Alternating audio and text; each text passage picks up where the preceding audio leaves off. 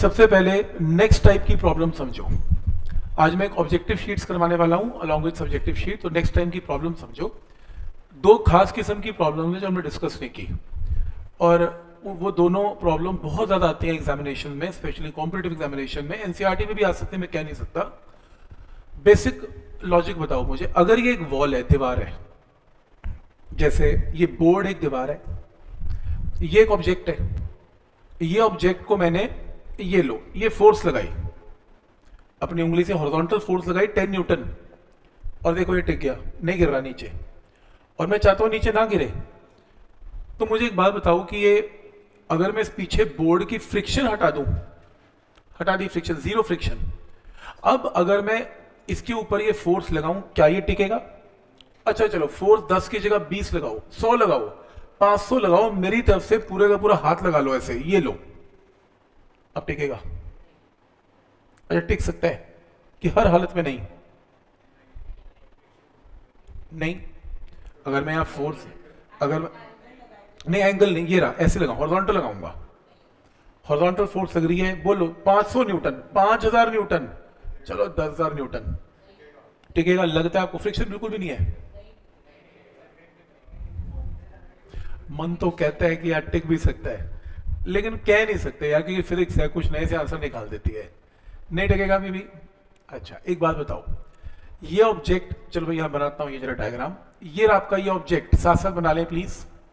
ये रहा आपका एक ऑब्जेक्ट, ठीक है, और इस ऑब्जेक्ट को रोकने के लिए मैंने जो फोर्स लगाई वो कितनी लगाई? 12 न्यूटन की फोर्स लगाई। मान लो इसको मैंने रोकने के लिए 12 न्यूटन की फोर्स लगाई। बना लो। नया टाइप ऑफ क्वेश्चन है, काफी अच्छा और इंपॉर्टेंट क्वेश्चन है ये। तो मैंने ये फोर्स लगाई। अब अगली प्रॉब्लम है, ध्यान देना प्लीज, ध्यान देना।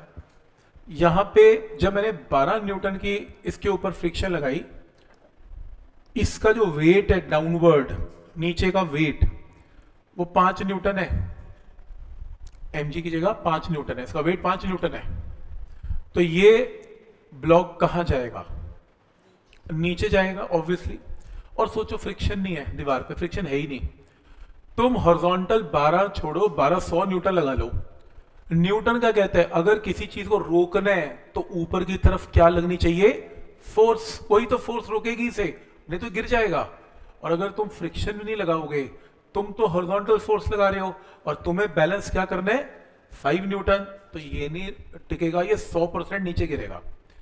तो हॉरिजॉन्टल फोर्स कितना भी अप्लाई कर लो, अगर फ्रिक्शन नहीं है ये नहीं टिक पाएगा। पर अब कह रहे हो ऐसा कैसे? ये तो ग्लास है, ग्लास के ऊपर तो फ्रिक्शन बड़ी कम है, फिर भी टिका हुआ है।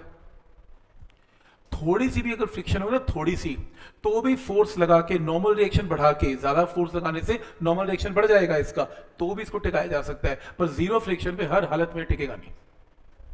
चलो मान लो फ्रिक्शन ले लो, टॉपिक का नाम है फ्रिक्शन है, फ्रिक्शन है। चलो ये रही आपकी फ्रिक्शन, ये लो फ्रिक्शन लगा दी, और फ्रिक्शन का कोफिशिएंट मान लो म्यू 0.6 है।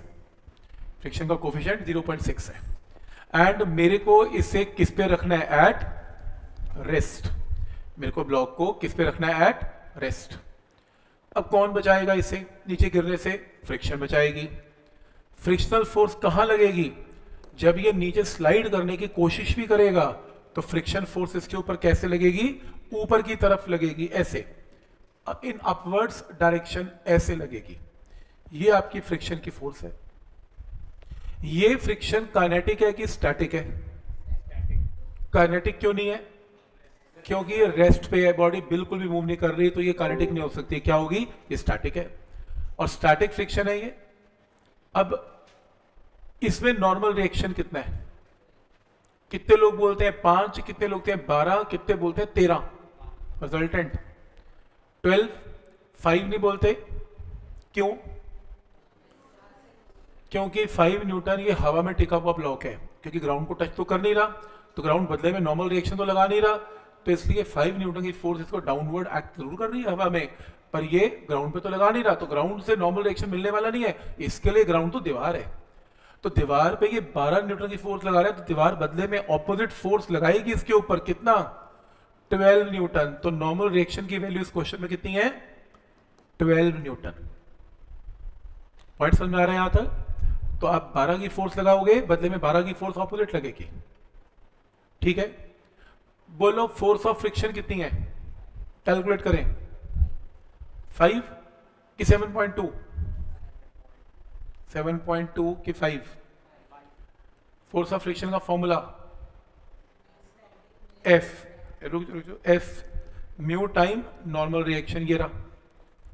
ठीक है, क्या पता मेरे हाथ से फिसल जाए, तब चेक तो कर ले। तो सबसे पहले क्या चेक करेंगे, इसकी maximum value of static friction. Maximum value of static friction क्या होगी, 0.6 को नॉर्मल रिएक्शन 12 से मल्टीप्लाई कर दो, कितना, 7.2। तो बोलो फोर्स ऑफ फ्रिक्शन 7.2 की 5? क्यों? क्योंकि मैक्सिमम स्टैटिक फ्रिक्शन 7.2 ये बताती है इस बॉडी को अपनी जगह से हिलाने के लिए कितनी फोर्स चाहिए, 7.2। पर तुमने हिलाने के लिए क्या फोर्स लगाई, 5। तो फोर्स ऑफ फ्रिक्शन 7.2 नहीं है, स्टैटिक फ्रिक्शन क्या है, 5। तो यहां पर आंसर क्या होगा, 5 न्यूटन की फोर्स है। तो स्टेप समझ में आ रहा है यहां तक? 7.2 नहीं है, 5 है। नेक्स्ट, ये ब्लॉक दीवार के कांटेक्ट में, दीवार इस पे कौन कौन सी फोर्सेस लगा रही है, वॉल ने इसके ऊपर क्या फोर्स लगाई, पहली normal reaction. Normal reaction force किसने लगाई, वॉल ने लगाई, दीवार ने लगाई। पहला पॉइंट क्लियर है, क्योंकि ब्लॉक ने 12 लगाई, बदले में नॉर्मल रिएक्शन दीवार ने लगाई। दूसरी फोर्स दीवार ने क्या लगाई, फ्रिक्शन। तो दीवार ने कितनी फोर्सेस लगाई, 2, एक नॉर्मल रिएक्शन लगाई और एक फ्रिक्शन लगाई। नेट फोर्स दीवार ने क्या लगाई, नेट फोर्स दीवार ने क्या लगाई ब्लॉक पे, 2 फोर्सेस लगाई, एक 12 लगाई, एक 5 लगाई। बिल्कुल वेक्टर्स देखो, बोल तो रहा हूं, दीवार ने 2 फोर्सेस लगाई और 2 फोर्सेस 90 डिग्री पे लगाई। तो नेट फोर्स के लिए parallelogram law of vector addition ऐसे, ये देखो ऐसे। तो आपका आंसर क्या आएगा इसमें, 5 और 12 का वेक्टर सम क्या है, 13। पेपर में आएगा वॉल ने ब्लॉक पे क्या फोर्स लगाई, तो आंसर 13 मार्क करना है। वो नेट नोट फोर्स ही बोलेगा, वो सिंपल बोलेगा कि दीवार ने ब्लॉक पे क्या फोर्स लगाई, 2 लगाई, दोनों का वेक्टर सम बोल देना, आंसर आ जाएगा। समझ में आ रहा है यहां तक कि नॉर्मल रिएक्शन भी दीवार की फोर्स है, फ्रिक्शन भी दीवार की फोर्स है, और ये 2 फोर्सेस 90 डिग्री पे काम कर रही हैं, इसलिए इनका वेक्टर सम होगा।